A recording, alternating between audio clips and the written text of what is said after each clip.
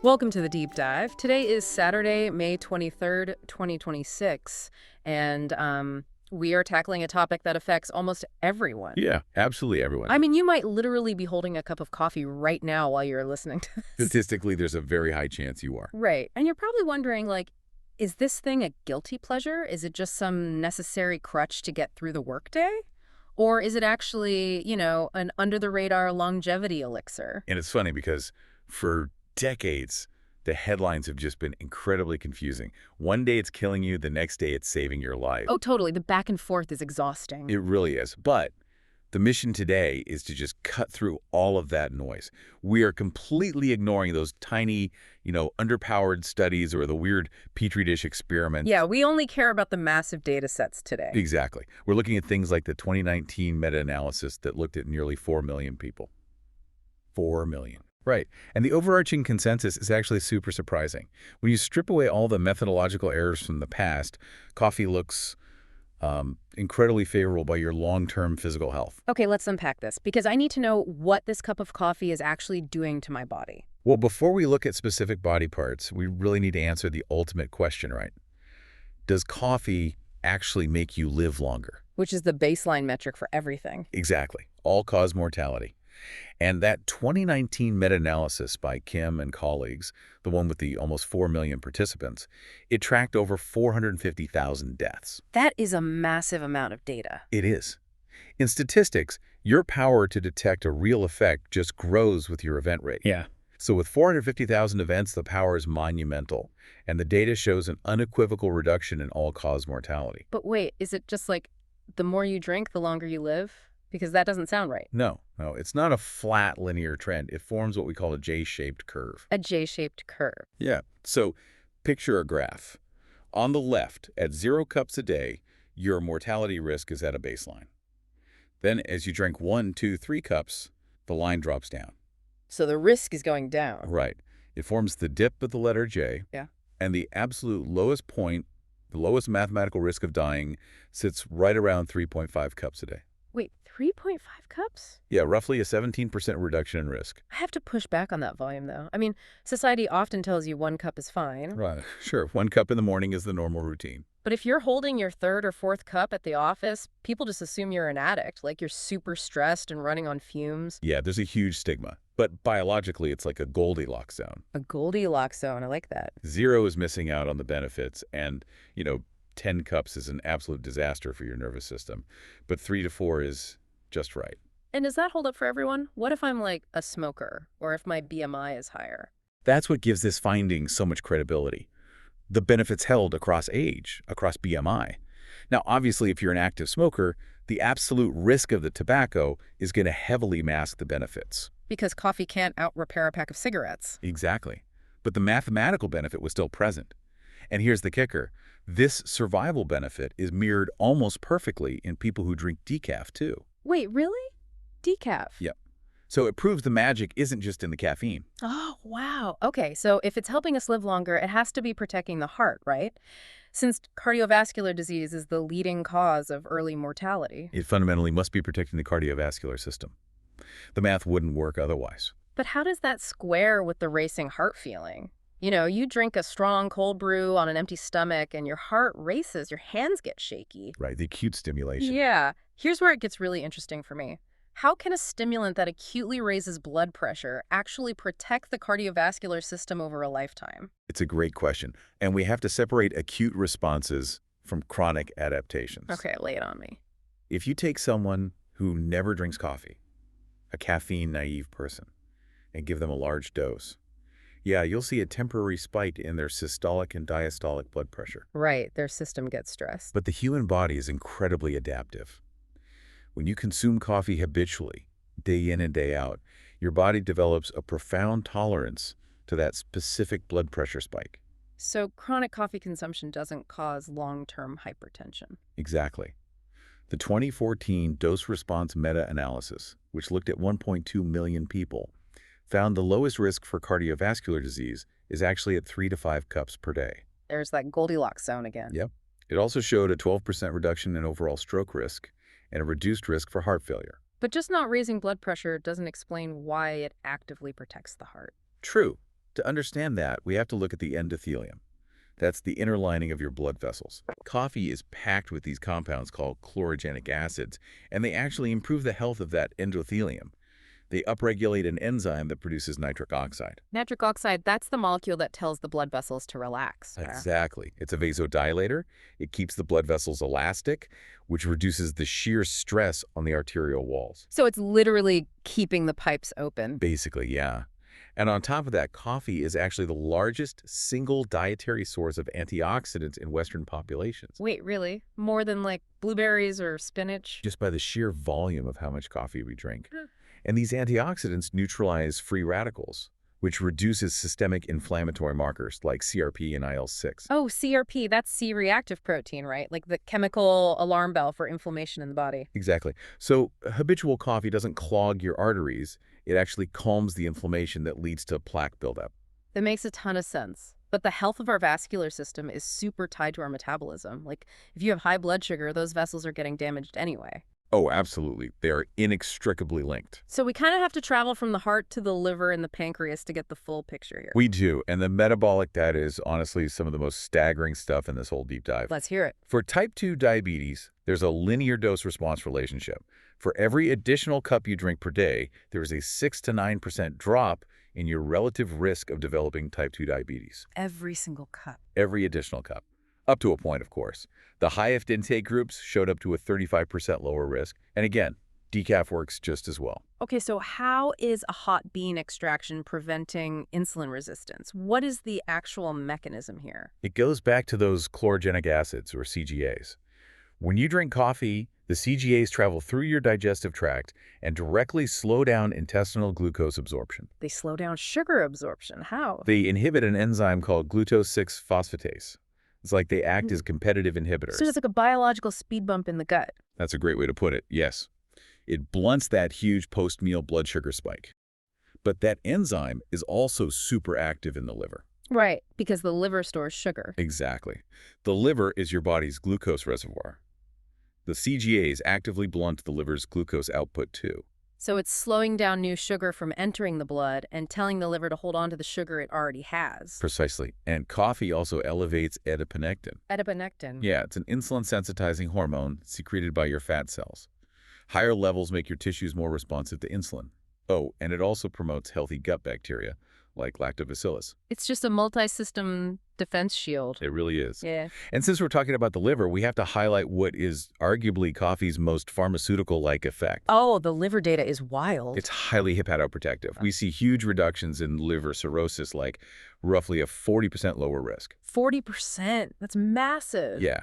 And it significantly lowers the risk of hepatocellular carcinoma, which is liver cancer.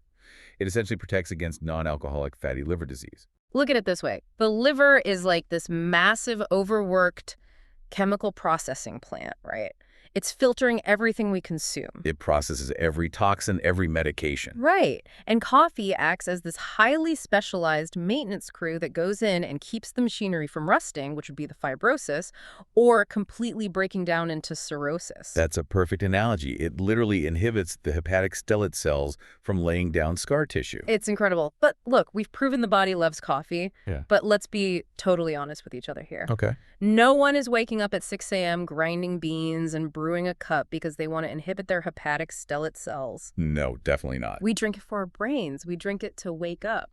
So what is the undeniable truth about coffee and our neurology? Well, let's start with the observational data on mental health. It actually shows a lower risk of depression. Really? Yeah. Roughly a 20% lower risk for people drinking about 3 to 4 cups a day. That's statistically huge. But isn't there a risk of reverse causality there? Oh, absolutely. Proving causation in psychiatric epidemiology is super tricky. Do the coffee compounds prevent depression? Or do people with clinical depression just lack the motivation to make coffee every morning? Right. It's hard to separate the two. Exactly. But what we can prove with absolute certainty is how caffeine acutely alters brain chemistry. Specifically, how it interacts with adenosine. Okay, the adenosine mechanism. When I read the sources on this, it kind of shattered my whole perception of what it means to feel tired. Most people just think tiredness is like a car running out of gas. Right, a lack of energy. But it's actually the active accumulation of a chemical. Adenosine is basically a biological hourglass. From the moment you wake up, your cellular metabolism creates it as a byproduct. So the sand is just dropping into the bottom of the glass all day long. Exactly. And when adenosine binds to its receptors in the brain, it acts as an inhibitory signal. It actively turns down neuron firing and increases the biological pressure to sleep. So how does caffeine hijack that? Well, caffeine's molecular structure is incredibly similar to adenosine. So similar that it can cross the blood-brain barrier and literally park itself in those exact same receptors. But it doesn't make you tired. No, because it's a pure antagonist. It just blocks the keyhole. It doesn't activate the receptor. It just stops the adenosine from binding. So the body is still making adenosine, the hourglass is still pouring, but the brain is basically wearing a blindfold. Exactly. And because the brain's tiredness brakes are suddenly removed, your natural excitatory chemicals like dopamine and norepinephrine are allowed to fire freely. Which gives you that acute, short-lived improvement in attention and reaction time. Exactly. But this brings up something we really need to clarify. Yeah, the self-medication trend, I see this all the time on social media, people claiming that, 4 shots of espresso is basically their ADHD medication. Right. And the data is incredibly clear here.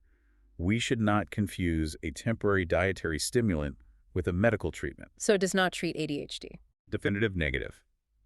Meta-analyses of randomized trials show coffee is definitely not a supported treatment for ADHD. The trials show no significant improvement in core symptoms when compared to actual pharmaceuticals. So it's just a temporary focus tool? Exactly, not a psychiatric intervention. And the same goes for OCD. The data for coffee treating OCD is just too small, wildly inconsistent, and totally underpowered. It's so important to make that distinction. And honestly, this naturally pivots us into the darker side of this deep dive. Yeah, we have to talk about the risks. Because we promise to rely on unbiased, massive data sets, and the data is just as clear about who is harmed by coffee as who is helped by it. Bioindividuality is real. What acts as a longevity tonic for one person can be super toxic for another. And the clearest safety restriction in all the literature is pregnancy. Right, so pregnant women are universally told to limit caffeine. But why? What's the actual pharmacokinetic reason? It's all about drug half-life. Half-life is how long it takes your liver to clear exactly 50% of a substance from your blood. In a healthy, non-pregnant person, the half-life of caffeine is about 3 hours. So if I drink a cup at 8 a.m., by 11 a.m., half of it is gone. Exactly. But during pregnancy, the maternal liver fundamentally changes. The specific enzyme that processes caffeine, CYP1A2, gets suppressed by pregnancy hormones. Oh, wow. So it slows down. It slows to a crawl. In the last 4 weeks of pregnancy, the half-life jumps from 3 hours to a massive 10.5 hours. Wait, 10.5 hours? So if she drinks a cup at 8 a.m., half of it is still circulating at 6:30 p.m. Yes.